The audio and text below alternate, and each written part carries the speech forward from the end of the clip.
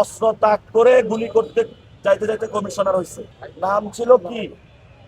আব্বাস উদ্দিন, হয়ে গেছে মির্জা আব্বাস।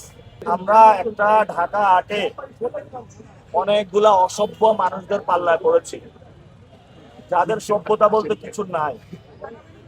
তারা কথা বলে গ্যাংস্টারদের ভাষায়, তারা কথা বলে আইয়ামে জাহিলিয়াতে মানুষ যেভাবে হলো কর্মকাণ্ড চালিয়েছে সেইভাবে।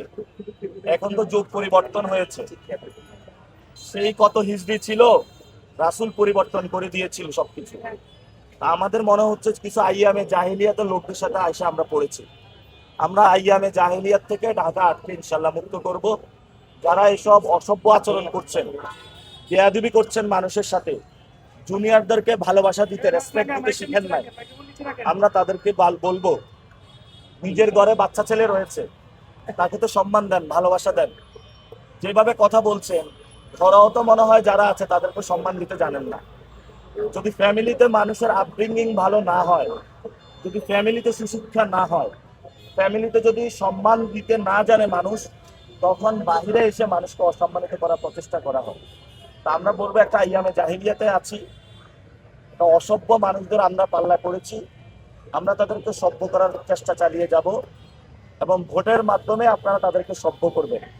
ভোটের মাধ্যমে আগামী 12 তারিখে আমরা আইয়ামে জাহিলিয়াত থেকে মুক্ত হতে চাই। ভোটের মাধ্যমে আমরা যারা মানুষের সাথে বেয়াদবি করছে, সন্ত্রাসী আচরণ করছে, আমরা তাদের থেকে মুক্ত হতে চাই। এবং ওনাদেরকে বলবো যে নামাজ পড়বেন, নামাজ পড়ে মসজিদে একটু বসে থাকবেন এবং আল্লাহর কাছে একটু প্রার্থনা করবেন, তওবা আস্তাগফিরুল্লাহ করবেন। যা করেছেন যথেষ্ট হয়েছে। আপনারা জানেন যে কিভাবে কমিশনার হয়েছিল, অস্ত্র তাক করে গুলি করতে যাইতে যাইতে কমিশনার হয়েছে। এটা পুরো সকল মানুষ জানে। নাম ছিল কি? আব্বাস উদ্দিন, হয়ে গেছে মির্জা আব্বাস। আমরা আগে শুনতাম তাহলে আব্বাস উদ্দিন ওরফে মির্জা আব্বাস।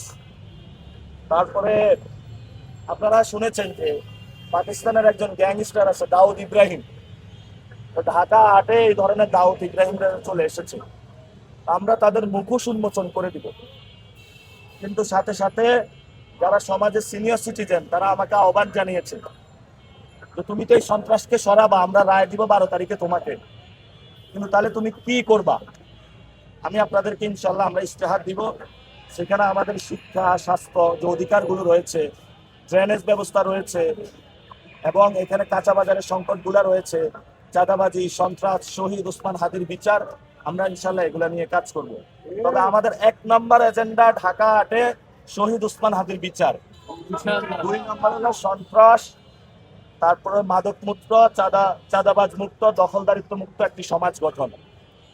তৃতীয় হলো এখানে যেই ধরনের নারীদের উপরে হ্যারাসমেন্ট করা হচ্ছে, মা বোনদের জন্য স্বাস্থ্য সেবা নিয়ে আসবো আমরা, স্কুলে দখল বাণিজ্য বন্ধ করব, সকল স্কুল কলেজকে এই ব্যক্তি থেকে ইনশাল্লাহ আমরা মুক্তি দিব ইনশাআল্লাহ।